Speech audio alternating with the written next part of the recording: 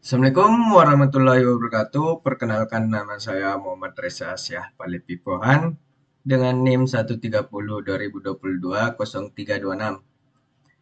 Di sini saya akan sedikit memaparkan tentang proyek kami, yaitu hasil laporan studi lapangan dengan judul Parker. Di sini saya akan menjelaskan di bagian D dan E, yaitu kebutuhan domain dan kebutuhan fungsional dan non-fungsionalnya. Oke, mari kita.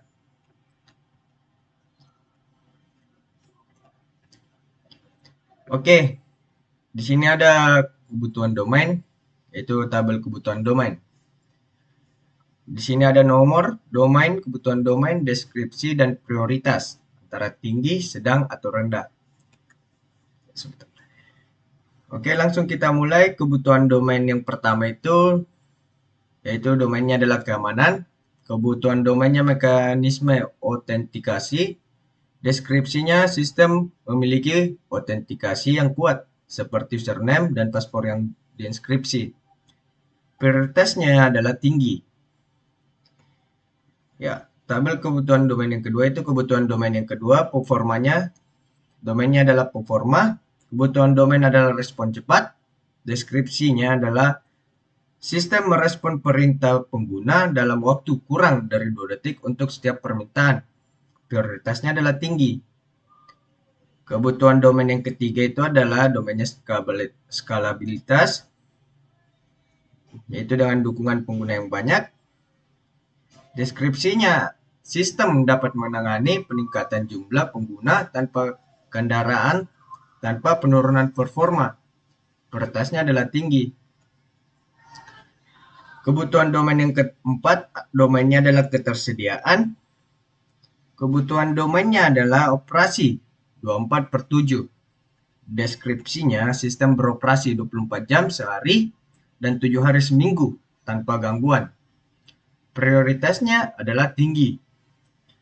Kebutuhan domain yang kelima itu adalah domainnya adalah usabilitas. Kebutuhan domainnya itu antar muka ramah pengguna. Deskripsinya antar muka sistem mudah dipahami, pengguna dengan ikon dan panduan yang jelas. Prioritasnya adalah sedang. Kebutuhan domain keempat itu adalah kompatibilitas. Kebutuhan domainnya adalah dukungan perangkat. Deskripsinya sistem kompatibel dengan perangkat desktop dan mobile. Prioritasnya adalah sedang. Kebutuhan domain yang ketujuh, koneksi internet, ketergantungan domainnya ketergantungan internet. Kebutuhan domainnya ketergantungan internet. Deskripsinya sistem memerlukan koneksi internet untuk menampilkan data real time. Prioritas adalah sedang. Kebutuhan domain yang ke-8, integrasi. Domainnya integrasi. Kebutuhan domainnya dukungan perangkat tambahan. Deskripsinya, sistem membutuhkan perangkat tambahan seperti sensor parkir dan kamera computer vision. Prioritasnya itu tinggi. Saya lupa taruh sini. Oke, sekarang kita menuju ke kebutuhan fungsional dan non-fungsional. Di sini ada tabel kebutuhan fungsional, yaitu kita langsung bahas saja di kebutuhan fungsional yang pertama. Kebutuhan fungsionalnya adalah melihat ketersediaan parkir dan deskripsinya. Sistem dapat menampilkan denah parkir yang menunjukkan tempat kosong dan terisi secara real time. Kebutuhan fungsional yang kedua adalah reservasi tempat parkir. Pengguna dapat memesan tempat parkir melalui aplikasi web sebelum tiba di lokasi. Kebutuhan fungsional yang ketiga adalah check-in dengan QR code. Deskripsinya, pengguna dapat memindai QR code untuk validasi reservasi saat memasuki area parkir. Kebutuhan fungsional yang keempat, check-out dengan QR code. Nah, ini pengguna memindai QR code untuk memperbarui status parkir saat meninggalkan lokasi. Di sini ada kebutuhan fungsional yang kelima, keenam, ketujuh, dan kedelapan, yaitu pemberitaan notifikasi, pengolahan data parkir, sistem pembayaran, dan integrasi dengan sensor. Sini ada semua deskripsinya. Saya baca langsung ke kebutuhan fungsional yang ke-8, integrasi dan sensor. Sistem mampu memproses data dari sensor dan kamera untuk mendeteksi status tempat parkir. Oke, di sini saya langsung ke tabel kebutuhan non-fungsional. Tabel kebutuhan non-fungsional yang itu kebutuhan non-fungsional yang pertama itu antar muka yang mudah digunakan. Kebutuhan non-fungsional. Deskripsinya, sistem harus memiliki antarmuka yang intuitif dan mudah dipahami oleh pengguna. Kebutuhan non-fungsional yang kedua adalah bahasa yang didukung. Sistem mendukung pengguna bahasa Indonesia untuk mempermudah aksesibilitas penggunaan lokal. Kegunaannya adalah di sini kegunaan daftar kebutuhan terkait kegunaan sistem. Kebutuhan non-fungsional pertama itu antarmuka yang mudah digunakan. Deskripsinya adalah sistem harus memilih antarmuka yang intuitif dan mudah dipahami oleh pengguna. Oke. KNF yang kedua itu kebutuhan non-fungsional kedua adalah bahasa yang didukung. Ini sama saja yang kayak di atas. Keandalan. Kita langsung masuk ke andalan saja. Apa itu keandalan? Keandalan itu daftar kebutuhan keandalan sistem, misal data dapat dipulihkan. Oke.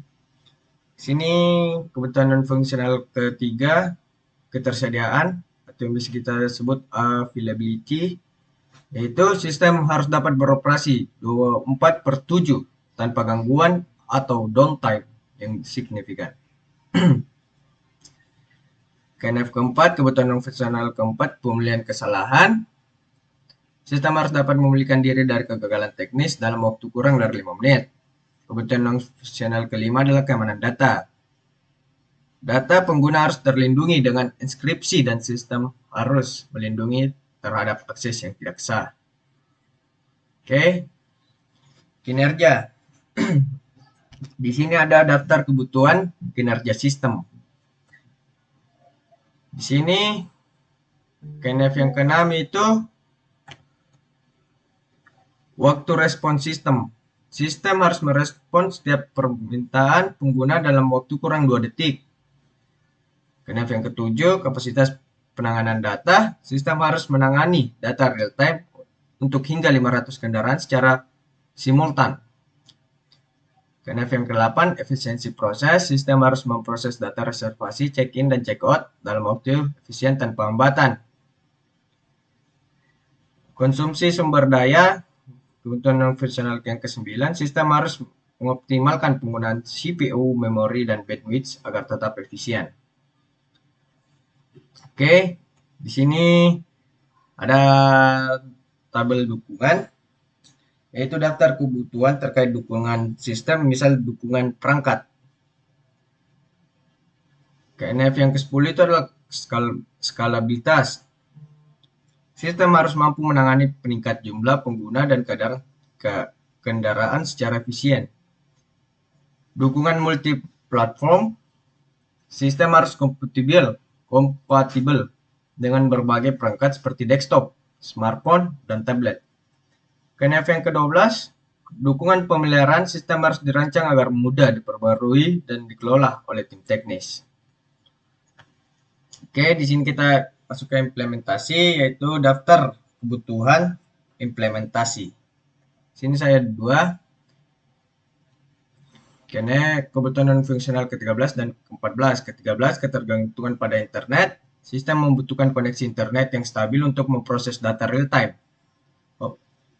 Kebutuhan non-fungsional yang keempat, kompatibilitas perangkat tambahan. Sistem harus kompatibel dengan sensor dan kamera berbasis computer vision. Daftar kebutuhan antarmuka, saya ada juga 2 di sini, yaitu kebutuhan non-fungsional 15 dan ke-16. Kebutuhan non-fungsional, desain responsif. Sistem harus mendukung desain responsif untuk memastikan pengalaman pengguna optimal di berbagai perangkat. Kebutuhan non-fungsional yang visualisasi data. Sistem harus mampu menampilkan informasi status parkir dengan icon dan warna yang mudah dimengerti. Oke, Di sini saya hanya menjelaskan tentang kebutuhan non-fungsional dan fungsional dan tabel kebutuhan domain. Oke, terima kasih. Saya ucapkan assalamualaikum warahmatullahi wabarakatuh.